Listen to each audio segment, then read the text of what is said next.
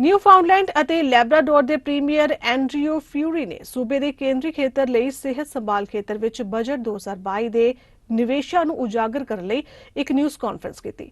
ਉਹਨਾਂ ਨੇ virtual emergency ਦੇਖਭਾਲ ਦਾ ਵਿਸਥਾਰ ਕਰਨ, ਭਰਤੀ ਦੀ ਘਾਟ ਨੂੰ ਹੱਲ ਕਰਨ ਅਤੇ ਪੈਰਾਡੈਮਿਕ ਸੇਵਾਵਾਂ ਵਿੱਚ ਸੁਧਾਰ ਕਰਨ ਵਿੱਚ ਨਿਵੇਸ਼ਾਂ ਦਾ ਐਲਾਨ ਕੀਤਾ।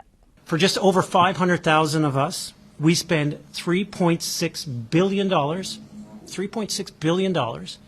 year after year after year on healthcare. By far the most per capita out of any province in our country. Yet we continue to have the worst outcomes, the highest burden of disease, the lowest life expectancy. As I've said many times, you could argue that if we spent that money and everyone was living to be 100 and was happy and healthy and playing tennis and hockey and all of these kinds of things, then that would be a good expenditure of money. But that's not true. And we need to accept that that's not true. And we need to look at how to deliver things differently. Like every other jurisdiction around the world right now, we see it, not just in Canada, not just in other provinces, we see it in the United States, we see it in Europe. Recruitment and retention of healthcare professionals continues to be a significant challenge. Family doctors in particular, and especially in rural Newfoundland and Labrador, are the building blocks. They are essential for our healthcare system. The work you do as family doctors, Dr. Butler and others, not only help shape patients' lives, you help create and sustain a new system moving forward. And we know you're tired. We hear you.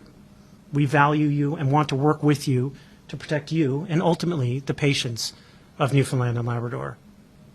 I have to tell you, anytime I come to Central Newfoundland to see the collection of municipal support that comes out to support the communities, to support announcements like this, really means a lot. And it's not just symbolic of the announcements we're making or of our government.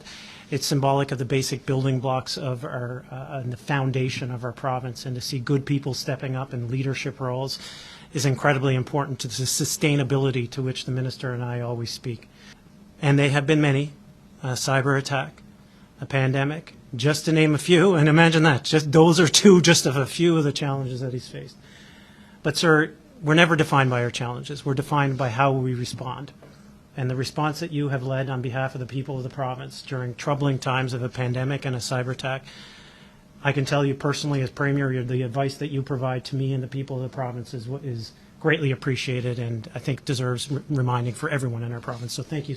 Thank you very much. And thank you virtually to Ms. Robichaud as well. I understand that you continue to work carefully and continuously with all the fine people of Central Newfoundland to ensure that they are getting the quality health care that they deserve in the region in which they're born and raised.